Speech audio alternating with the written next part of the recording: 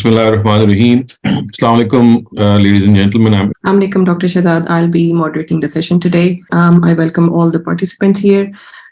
We already have raised hands, so without a further delay, we can start taking up the questions. The first question comes from Naushad Shafkat. Please unmute your mic and ask your question. Assalamu alaikum, Dr. Sahab. Dr. Sahab, would like to know the stance of Muslims we should have towards the gay community. How are we to treat them? Okay. How are we to interact with them? And what is their position in our society? Are they to be treated as outcasts or not? Thank you. So this is an extremely important question, and I've been addressing it earlier as well. So my understanding of this issue is that we have to treat them in a very respectful way. We must never regard them to be outcasts. They are children of God, so to speak, and we might have a different opinion regarding what they believe or what they practice, but this certainly does not mean that we have to cut ourselves off with them or in any way regard them to be lowly or belittle them in any way. We should fully respect them. We should think that a person has his or her own challenges, and the choices that he or she makes is something which God has absolutely given that person the liberty to. And I'd like to give you an example from the Quran which tells us how important it is not to ostracize ourselves, not to cut off ourselves from such people. So we know from the Quran that the most thing which is detestable in the eyes of God is polytheism or shirk. So at one place in the Quran, it is said that if the parents of some person, they are polytheists, then this should not in any way make that person leave his parents or her parents if they are insisting on something which relates to polytheism or shirk. But in fact, the Quran says, وَصَاحِبْهُمَا فِي الدُّنْيَا مَعْرُوفًا, that in spite of the polytheistic practices of your parents, and in spite of the fact that they might be insisting that you also adopt them, yes, you should not adopt them, but you should behave with them in a very, very kind and an affectionate way and treat them with the same kindness as parents are to be treated. This shows that the most detestable of things in the eyes of God, even if that is being practiced by someone, it does not in any way warrant the fact that anyone should ostracize or cut themselves off.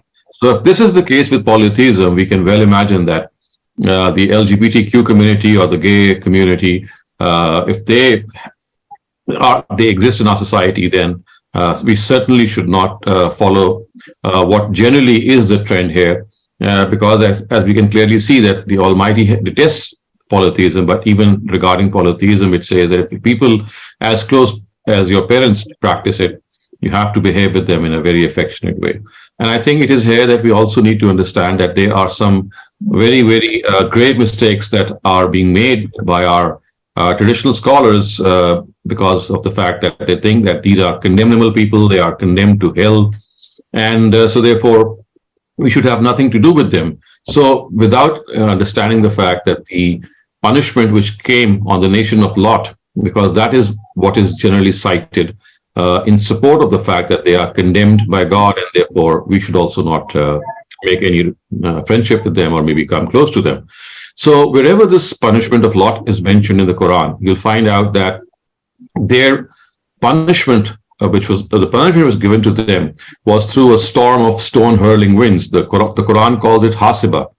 And at every instance, it points out that the reason for this punishment was because they had denied messenger of God, and they had clung to polytheism themselves. And for polytheistic practices, nations of God, they are punished by death, of course. And these storms and these cyclones, these stone hurling storms, they had destroyed them. So it was not primarily for the acts of homosexuality that they indulged, for which they were punished.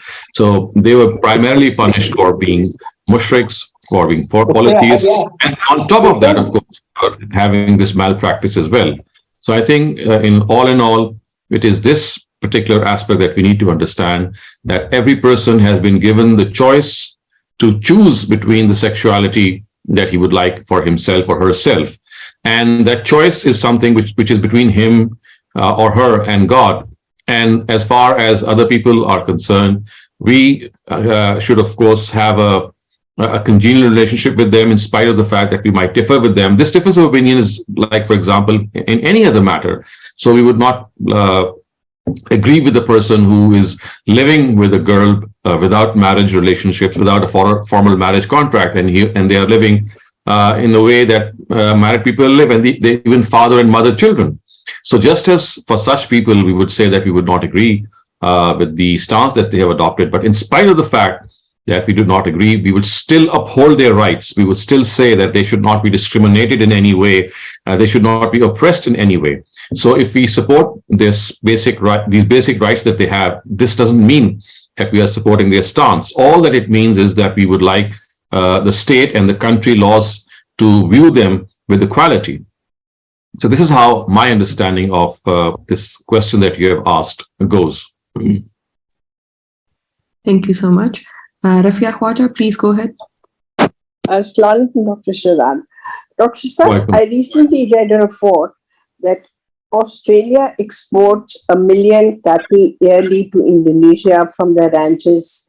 Now, Indonesia has the largest Muslim population in the world. The cattle are slaughtered by a non-lethal stunning process to knock them out before slaughtering them. Some Islamic countries consider this non-halal, but Indonesia has found it to be in line with Islamic practice, and it provides millions of Indonesians with beef and creates jobs. I would like your opinion regarding this practice, because not all Muslim countries agree with it. So you see, this stunning practice, which is adopted in various countries, is basically meant to stop the animal from showing aggression at the time of being slaughtered. It does not kill that animal in any way. It does not in any way sever its relationship with life in any way. So if the stunning process, as I have understood from various instances, is just a measure which is adopted to blunt the animal from showing any aggression at the time of slaughter. It's just put to sleep. And in that sleeping position or that sleeping situation or status, the animal can be easily slaughtered. And it is after slaughter that the blood is made to flow out of its veins, which is the normal practice. So I don't see any problem with that. Yes, if the stunning process is such that it puts the animal to death, then it is something that can be objected to, but this is not generally the case. I have been asked this question by some authorities who work for this, for such concerns and facilities, and they have specified. So I got a question from it was from the US, and also perhaps another from the UK, because they have this stunning also. They also adopt a stunning method, and I specifically asked them, does this stunning kill the animal or does it just puts it to sleep? And they said that it doesn't kill the animal. So the general principle is that if stunning does not kill the animal, it just blunts its aggression or puts it to sleep, puts it into a state of unconsciousness, then this cannot be objected to. Dr. Saad, also in Saudi Arabia, I understood that during Hajj, they also stun the animal and they play a video cassette saying Bismillah Rahman Rahim. So then the animal can be slaughtered. I don't know if this is correct. So if this is the process in Indonesia and in Saudi Arabia, so you could have a tape running and saying Allah's name without somebody having to set it, and it can be slaughtered by a machine. Yes, I would agree with that. As long as the name is being taken, it doesn't matter that it is taken by a living person or a machine, because you see, the condition of slaughter is fulfilled, that you are taking the life of that animal by pronouncing the name of God. And when you pronounce the name of God, which is actually Bismillah Allahu Akbar, through this particular statement, we seek his permission. We seek God's permission to slaughter the animal. And I've been discussing this earlier on as well at a number of instances, that when we say Bismillah Allahu Akbar, this is a formal permission from God to take the life of an animal. And if we don't say these words, then we are not even authorized to take the life of an animal. So basically, it's an authority or a permission that we get when we take this name or this statement. And as I said, it's not essential that the statement be uttered by a professional slaughterer. It is equally good if this is done by a machine or by a tape recording. So it can be slaughtered by a machine, not necessarily by Yes, it hand. can be slaughtered by a machine. Yeah. If the procedure which is adopted is correct, which is that you cut the jugular vein, the life vein of the animal, such that the blood pours forth, and there's no blood left within the animal. And if this is done, the machine is also pronouncing the name of Bismillah, Allahu Akbar, or the name of God to seek permission, then both these are machine-oriented processes, and in my view, they cannot be objected to. Thank you very much. Thank you for the clarification.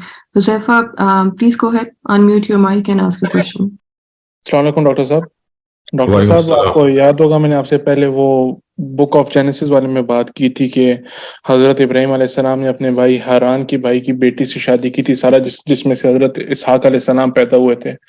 तो उसकी मुझे वो reference मिल गया, तो उसकी reference book of genesis 17 और verse number 16 है। तो मेरे पास what does it say? I mean, are you telling us that Isaac was a nephew of Abraham? No, नहीं, वो हजरत इब्राहिम अलैहिस्सलाम के खुद बेटे थे। और जो मैं असल में पूछना ये चाह रहा था कि कुरान तो कहता है कि हजरत आप अपनी भाई की बेटी से शादी नहीं कर सकते, मगर आप बुक ऑफ जेनेसिस का मुताला करें तो उसमें लिखा हुआ है कि हजरत इब्राहिम अलैहिस्सलाम। Yes, I understand your question. I think I answered this question earlier on as well, and I had explained that as far as the prohibition of relationships is concerned, it has gone an evolutionary process. In the very beginning, the only relationship which was prohibited was incestual relationship, which means that you could not have any sexual relation with your parents. And as time progressed, some of the other relations, they were inducted in that list of prohibition. And it was not until when the Quran was revealed that marriage between the person and his niece was prohibited, or vice versa. So this is something of an evolution which has taken place and which took place. So I think that we have to understand that. ठीक है, जज़ाकल्लाह। मेरा दूसरा सवाल आपसे ये है कि मुझे डैन गिब्सन का पता चला, मगर मैंने उनका मुताला इसमें नहीं किया। तो मैं सूरह रोम पढ़ा था, तो सूरह रोम में लिखा हुआ है कि रोमी मगलूब हो गए हैं नजदीक की जमीन पर, और वो मगलूब होने के बाद अनकरीब गालिब आ जाएंगे। जब इस आयत को पढ़ें तो अगर तो देखें पेट्रा जो है, मुझे पेट्रा का इतना खास नहीं पता, मगर जब देखें पेट्रा रोम से 3800 किलोमीटर पे पड़ता है। और अगर हम मक्का को देखें तो मक्का तकरीबन 4800 के 4600 के उसके दरमियान में पड़ता है। देखा जाए तो पेट्रा ज्यादा नजदीक पड़ता है रोम के। और वो गालिबन, अगर मैं गलत ना हूं तो सूरह 3 में भी है ना कि वो क्या कहते हैं, नातूर सीन के गालिबन सूरह 3 के पहाड़ भी नहीं और जैतून के बाग भी नहीं है वहां पर सऊदी अरब में। तो क्या ये कुछ निशानियां ये नहीं देती कि पेट्रा वो है कि किबला है? Not at all. Not at all. I mean, these are historical fallacies. I mean, established history tells us that the surah which was revealed, which tells us that the Romans, they would once again, they have been subjugated at this time, but against the Persians. The Persians have subjugated them, but later on these Romans would conquer. I mean, they would conquer the Persians, and this actually took place because the word which the Quran uses are fi adnal ard, which means in the nearby territory. And every person has interpreted this verse to mean the country of Rome, and that the fact that they had been conquered by the Persians, and later on they would reconquer, and then Persians would be subjugated. So I think that this Petra issue has been debated upon by many scholars. You can just Google it, and you'll find out that this myth has been debunked. Okay, Jazakallah. Thank you. Naseem, please go ahead, ask your question. जी अस्सलाम वालेकुम शहजाद भाई। Wassalam. अब मेरा एक यहाँ पे एक मसला इसमें थोड़ा सा कंफ्यूजन है कि सूरह नसा की आयत 101 में जो नमाज में तखफीफ का जिक्र है, तो वो उसमें मजीद 101 और 102 को आगे जाके तो वो ज़ाहिरी क्लियर हो जाता है कि वो खौफ की हालत में, यानी कि जंग का मौका है, और तो उसमें मुख्तसर कर दिया जाए नमाज। तो इसमें एक सवाल तो ये है कि जो 102 और 103 में बताया गया है कि एक जमात जब सजदा कर ले तो दूसरी जमात वो अपना असला लेके पीछे हट जाए और दूसरी जमात ज्वाइन कर ले। तो क्या इमाम जो है, जो कि ज़ाहिर है उस टाइम के लिए मोहम्मद सल्लल्लाहु अलैहि वसल्लम के लिए ये बात है, तो इमाम पूरी पढ़ेगा, वो कंटिन्यू करेगा पूरी, और ये लोग आधी आधी नमाज पढ़ेंगे? जी, करेक्ट। ओके। तो और इसके अलावा ये सूरह बकरा की आयत 239 में भी जिक्र है कि जब खतरे से बाहर हो तो नमाजें पूरी कर। ठीक है, तो पूरे कुरान में ये जो हमारे यहाँ जो कसर की नमाज है सफर के दौरान में, हम सफर करते हैं कहीं, ये कहाँ से आया है, इसकी दलील क्या है, कितना डिस्टेंस होना चाहिए? क्योंकि कुरान तो सिर्फ ये 2 जगह बता रहा है, सिर्फ खौफ की हालत। तो ये आम सफर में जो कसर करते हैं, इसकी क्या दलील? So this is an ijtihad which was done by the Prophet Muhammad, and it was ratified by the Almighty. So basically, he pointed out that the cause of shortening the prayer for jihad, as you just pointed out, was the fact that there was this discomfort and this uncertainty of situation. So by analogy, any other journey in which, or any other situation in which this discomfort and uncertainty is present, so by analogy that was also included. So this was basically an ijtihad done by Prophet Muhammad sallallahu alaihi wasallam, and it was ratified by the Almighty. And there are many other instances in the Quran also in which there is a certain directive given, and the Prophet himself has done a certain form of ijtihad, and at times the Almighty would correct that ijtihad, and at other times he would ratify or confirm it. So in this particular case, all that has happened is that the cause which was present, for which the prayers were shortened in during war, was extended by the Prophet to other areas as well. For example, as I said, the cause was uncertainty, discomfort, and the same he extended to general journeys as well, to general travels as well, because when you're traveling, you are in a state of uncertainty, you are in a state of discomfort.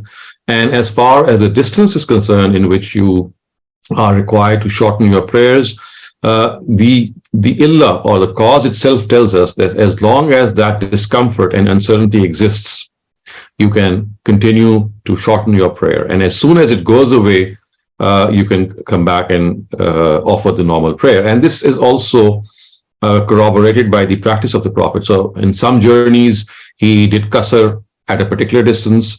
In some other journeys, he did qasr at some other distance, and this kept on varying, which clearly tells us that whenever he felt that discomfort going away, that uncertainty factor going away, he would resume the original amount of prayer. And whenever he would feel that it is there, he would continue to do qasr. So basically, qasr prayer is an ijtihad done by the Prophet on the basis of the Salatul Khawf, which is mentioned in the Quran. And as far as the time period for qasr is concerned, it is left to the individual's discretion, the judgment of the individual. So as long as that person feels the discomfort of a journey, he or she is allowed to do qasr. And as soon as this discomfort and uncertainty goes away, normal prayers have to be resumed. तो इसमें कोई set rule नहीं है जो फिक्र ने जो बताया कि इतना डिस्टेंस हो या ये It has been left to our discretion. So it has been left to our judgment. So there is no set pattern. I mean, no distance has been prescribed. As I said, the reason for that is discomfort. And the word discomfort could be different in different journeys, could be different for different people. Because I could feel a certain amount of discomfort in a certain journey, and some of my companions, or maybe someone who's traveling with me, might not feel the same discomfort. So it has been left individually to each person. तो क्या गाड़ी में से नमाज अदा कर सकते हैं? जैसे हम देखते हैं कि यहाँ बहुत रश है, जैम, ट्रैफिक जैम हो गई, नमाज तो गाड़ी में, जैसे कि 239 में बताया गया कि सवारी क्यों बैठे उठे भी आप अदा कर। The Quran tells us that you can, for rijalan aw rukbana, whether you are walking, so it's not just while you're riding a car or an aeroplane or any other means of transport. It says when the time of prayer arrives and you are walking, I mean just taking a walk, you're just strolling along, or you are on a transport. In both these cases, you can offer the prayer, and you should not worry about इसमें status कौन सा होगा? पूरी नमाज होगी या? Yes, of course, yes. That would be counted as a full prayer. And as far as the amount of rakats are concerned, then that again would be a question that has to be asked by the person to himself. and he should ask himself that whether he's in a state of discomfort or uncertainty. If that is the case, then the prayer which is offered while walking or other means of transport could be reduced. And if that discomfort is not there, then it should be offered in full. इसमें से एक छोटा सा ज़ेली से सवाल और मजीद मैं कर लेता हूँ कि इस मामले में हज के मौके पे मैंने देखा, मैं जब अल्हम्दुलिल्लाह हज में गए तो वहाँ जो तीनों इमाम हैं वो जो कसर कर रहे होते हैं, लेकिन इमाम अबू हनीफा का इस बारे में राय मुख्तलिफ है, वो पूरी नमाज अदा करने के कायल है. They have a different opinion, and they offer the full prayer. But I would not agree with his deduction, because basically Hajj symbolizes jihad or struggle in the cause of God, struggle for the cause of God, and this has been specifically prescribed by the Quran, as you just referred to, that in all situations of war you can do qasr, and Hajj itself is something which symbolizes this jihad. It's like an army going from one place to another, camping at one place to another, going under the leadership of a single person who's leading them, and then finally it pelts stones in the Jamarat, which of course is the culmination of that jihad. So the whole Hajj actually symbolizes jihad and war for the cause of the Almighty. And for all such wars, as we can see from the Quran, you can do qasr. Okay, Jazakallah. Thank you. Thank you, Dr. Shehzad. Next question that I got, it's in Urdu, so I'll read it for you. पूछा ये गया है कि सुन्नत इजमा और तवातुर से मुंतकिल हुई है, और जिस तरह कुरान महफूज है इसी तरह सुन्नत भी महफूज है. इखलाकियात में भी सुन्नत पाई जाती है, मगर मौजूदा ज़माने में देखा जाता है कि मुसलमानों में इखलाकियात में बहुत कमी हो रही है. मसलन लेन देन ठीक नहीं है, अदब और आदाब ठीक नहीं है, कारोबारी ज़िंदगी में भी बहुत सारे मामलात गलत हैं. तो इसी तरह की इखलाकी चीज़ें जो हैं वो इखलाकियात में आती हैं और सुन्नत कहलाती हैं. सवाल ये है कि अगर ये सुन्नत है तो इजमा और तवातुर से क्यों मुंतकिल नहीं हुई? इखलाकियात दूसरी कौमों में तो पाई जाती हैं, मगर मुसलमानों में क्यों मुंतकिल नहीं हुई? अगर सुन्नत है तो इन्हें मुसलमानों में भी मुंतकिल होना चाहिए था. My understanding is this is not a sunnah. Sunnah is always related to something which is practical. I mean, relates to the practical field. This is a conduct which a person adopts. And this akhlaqiyat is actually mentioned at a number of places in the Quran itself. So it's not just, I mean, you should not classify it as a sunnah in any way, in any case. It is in fact the Quran. So as far as the Quran is concerned, you'll find at a number of instances this moral conduct being mentioned. Although the Quran generally does not mention something which is obvious, because our own conscience tells us what right and wrong are, but still at instances it does express morality. So basically morality is something which emanates from our fitra, from our nature. So it's basically human nature, and something which is human nature is unquestionable. I mean, it is far more clear than the Sharia itself. So the Sharia is something which is given when there is something of a lack of clarity. So the Quran, even if it mentions morality, it discusses morality, it is not that it originally or for the first time communicates to us that this is what morality is. It mentions morality just to remind us. So cutting the long story short, that as far as morality is concerned, it is basically the call of our own human nature. It is found in our own conscience. And if we are not adhering to our morality, then what we are doing is that we are ignoring our own conscience. And this is a sign of a weak faith. It is a sign of wrong concepts regarding religion. For example, there's this concept that if you do all kinds of bad things and you do Hajj or Umrah at the end of the year, or do certain other things like maybe offer an animal for sacrifice or feed some people or give in charity, then all the sins that you have done regarding morality would be forgiven. So basically, when we are not adhering to morality, it's not because it's not clear to us. It's more than clear to us, because as I said, we don't need the Quran, we don't need the Sunnah for morality, because it is ingrained in us. So human consciousness knows what morality, what good and bad are. The thing is that because of certain personal interests, vested interests, certain ulterior motives, we tend to ignore this. And as I said, this could have different reasons, but one of the reasons is that we feel that if we are able to do so it will fulfill our own desires. So personal desire is one reason that we ignore morality. And there are other reasons as well. So I think what you need to understand is that it is basically a rebellious nature in our own selves, which at times makes us go away or go far away from morality. It's not that it is unclear to us. It's absolutely clear. Thus, in Surah Qiyamah, the words used are "Bal insanu ala nafsihi basira, walau alqa ma'azira," that you fully are aware of right and wrong. It is only that you fabricate excuses to just do away with it. So it's basically this is what has happened. And as far as other nations are concerned, let us not forget that these nations are also followers of great prophets of God. So they were, for example, if you're talking about the Christians, which are the vast majority all over the world, so don't forget that they are the followers of a mighty prophet of God. So Jesus was not an ordinary person. I mean, he was a prophet of God. So if they are following morality, they are following not only their own conscious self, which is, of course, what they're doing, and they're also following the teachings of their prophet. So if Muslims are not doing that, the reasons have to be found out, other than the fact, then blaming other people or maybe asking that why is it that we have left these things to other nations, because we tend to forget that these other nations are also followers of prophets of God. Thank you. I got another question, which is in reference to the question that you answered earlier with regards to Book of Genesis, in which there was a reference of marriage with the son or daughter of brother. So they're asking, the moral principles are the same worldwide or time-wise. So why are certain relationships, such as with the niece, were allowed before? This is because the institution of family developed slowly, and all these haram relationships or these mahram relationships have been developed in relation to the family. So as the family structure and system evolved and it came to a final shape, were those final directives given. And as I said, you can clearly see that the children of Adam married between one another. So because there was no other way. So the children of Adam, the boys and girls, and yes, the theory is that they were far removed from one another. For example, if Adam was maybe 800 years old or 900 years old, so the marriage which took place between brothers and sisters was such that the brothers and sisters were far removed, which means that there was a big gap between them, so that this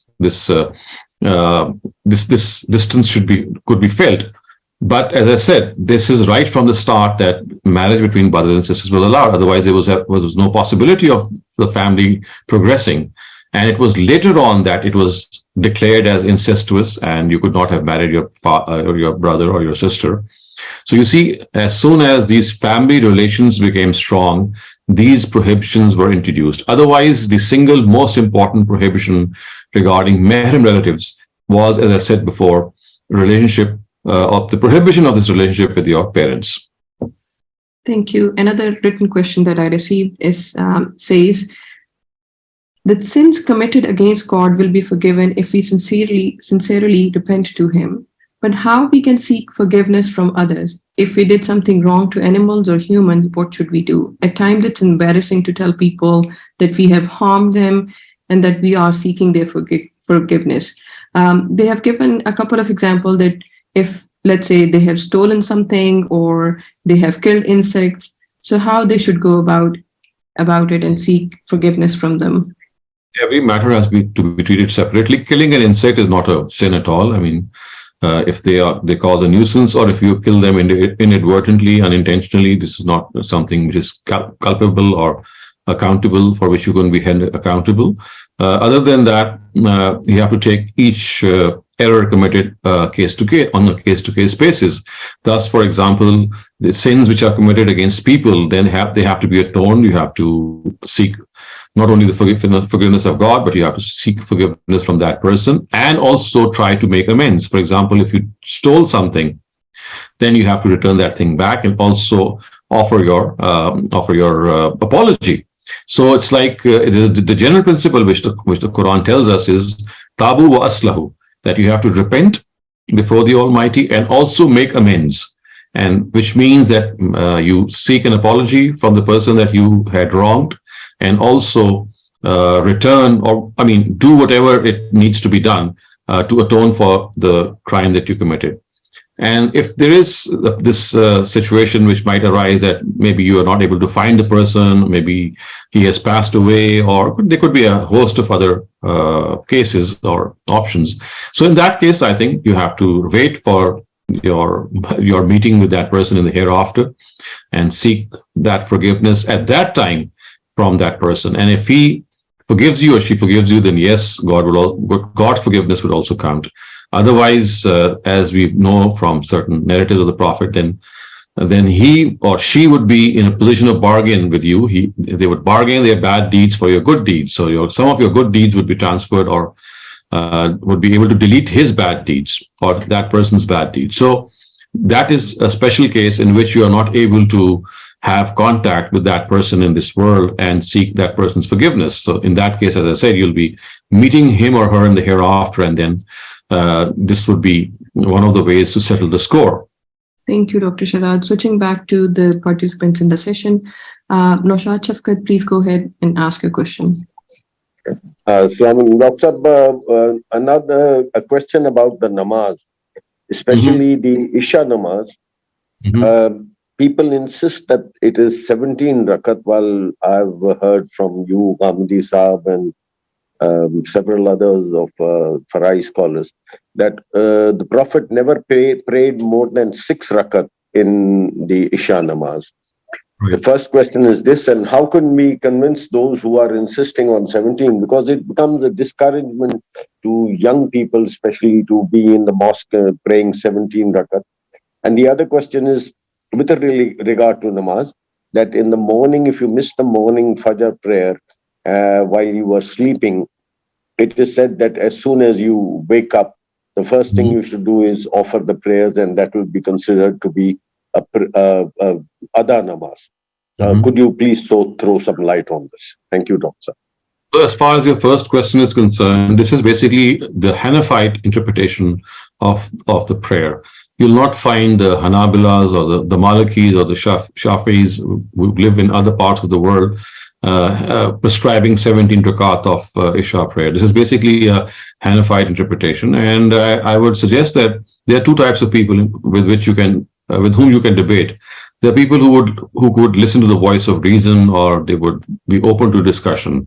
So for such people, of course, you can give the reasoning and tell them that this is a common misconception and this is just a interpretation of a particular jurist that is in practice. And there are other types of people with which there is, discussing or having an argument with them is virtually counterproductive, and they would rather not indulge in your argument. They would become angry, or maybe because of the fact that they themselves have understood religion not on the basis of any reasoning, but on the basis of emotions.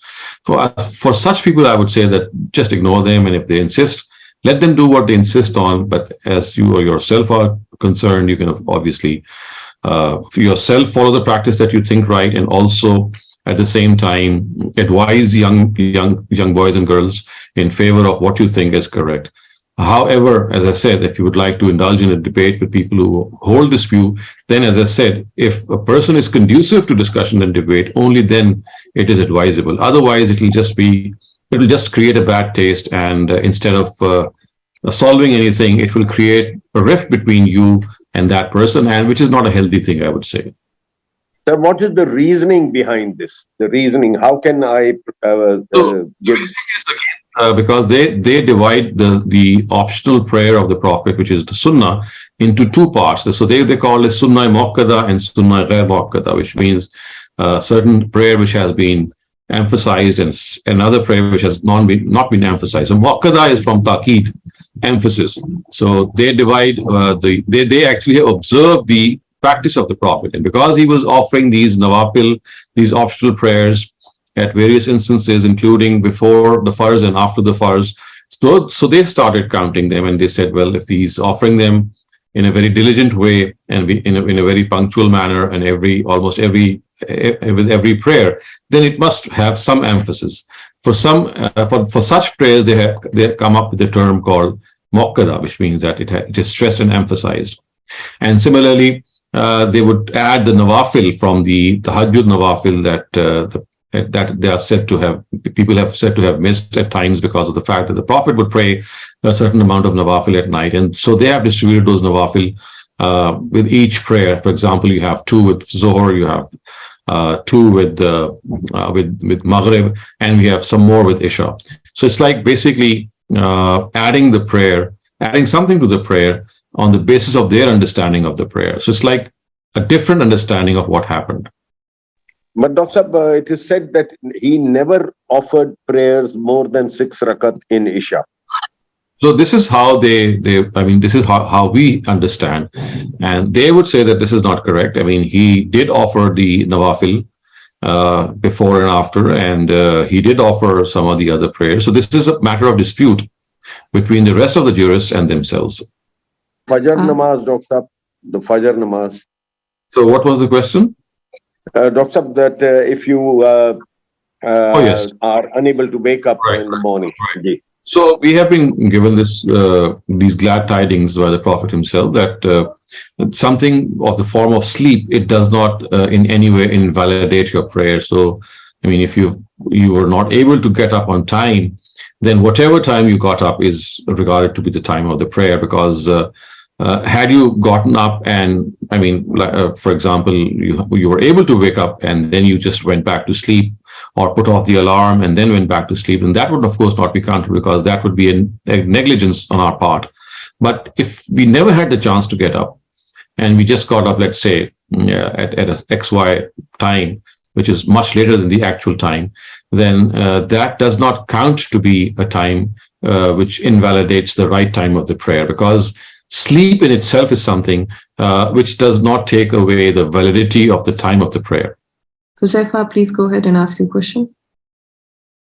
ये doctor साहब, मेरा आपसे सवाल था कि सूरह मायदा में अल्लाह ताला फरमाते हैं कि तुम पर जिस पे अल्लाह का ना जिक्र ना पड़ा जाए वो तुम पे गोश्त हराम है, मगर अगली 5वीं आयत में फरमाते हैं कि तुम पे तो अहले किताब का भी ज़िबिया हलाल है। तो इस बारे में कौन सी राय पकड़ी जाए?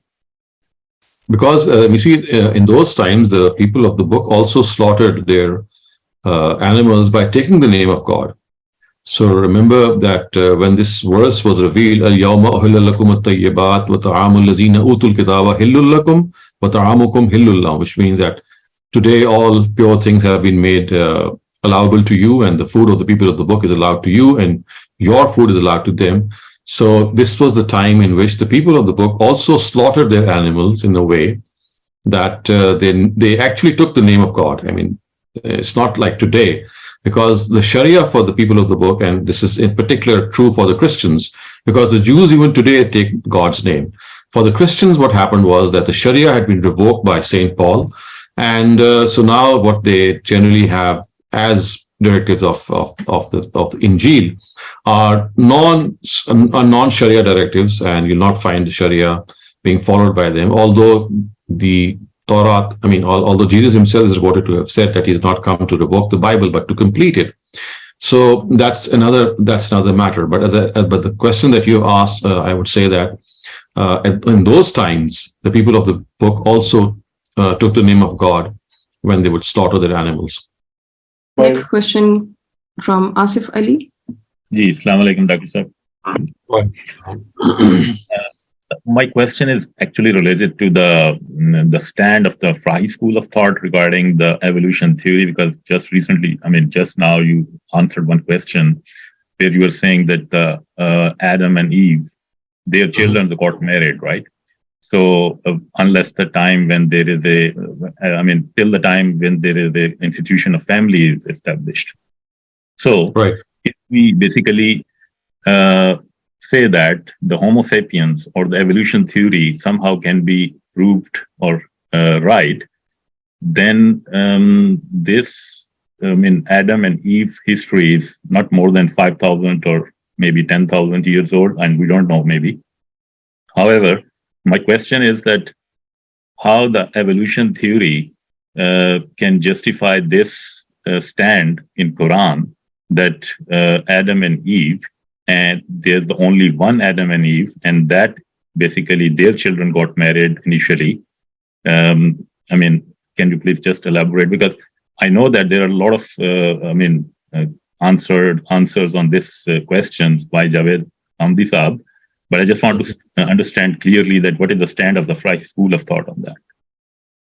I think if you listen to him, you might be remembering the fact that the Quran explicitly tells us, "Inna khalaqnakum min nafsin wahida," and then it says that we created its mate from that soul, nafsin wahida, and it says khalaqa minha zawjaha, and from it created its mate, which means that basically it was one single pair of parents which started off mankind. And then in Surah Sajda, the words used are "Bada'a khalaqal insani min teen," that we started to create mankind through mud, through clay. So if you combine these verses, you'll come to the conclusion that basically a single pair of parents, Adam and Eve, they started off mankind. And initially, people were directly born from earth. So the earth had the same role to play as the womb of a mother does in these days. So people were directly created from earth. And this happened for a long period of time. And then the Quran says that "Bada khalaqal insani min teen, summa ja'ala naslahu min sulalatin min ma'in mahin." Then later on in the next stage, what happened was that mankind was given this ability to procreate, so they could have intercourse, and then children could be produced from them. But initially, they were born directly from earth, and this went on for a particular period of time. As the Quran says, "Bada khalaqal insani min teen," we started to create mankind. We began the creation of mankind through clay. Summa ja'ala naslahu min sulalatin min ma'in mahin, and then from its generations, we created other people who would not be needed to be born from the earth, because for them birth could take place by their procreation, by their intercourse. And then it says "Summa sawwahu," and then perfection was given to it, to those souls who started to procreate and have intercourse. And then it says "Summa sawwahu and ja'ala lakum as-sam'a wal absara wal afida," which means that they were given these abilities, which of course means that the soul was sent to that organic mass of people. And from them, the first pair of parents were created, which is, of course, as I said elsewhere in Surah Nisa, which says that we created this mankind from a single pair of male and female species. So if we combine both these verses, we'll get to know that as far as evolution is concerned, contrary to the Darwinian evolution, the evolution which the Quran talks about is evolution within the same species. So humanoids at first were not able to produce themselves. I mean, they could not procreate, they could not produce children, so they were directly born. And this evolution took place within their own species. This was not that one species transformed into another species and then so on and so forth. The Quran talks about evolution within the same species. So humans were born like humanoids. They were not able to procreate the way they are today.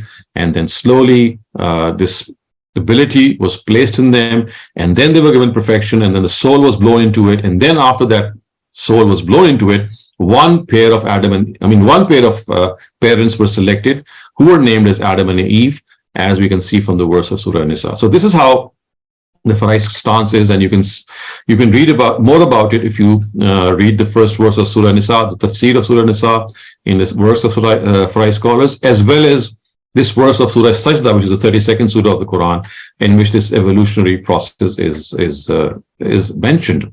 And if this is correct, then the only way forward for mankind to have developed would have been that brothers and sisters, and unless they would have gotten married, there was no other way that mankind would have developed, because there was no other species. I mean, there was just one parent from which the rest of mankind was born. So if they had children, then the only way that the children could produce further children would be through their own intermarriages.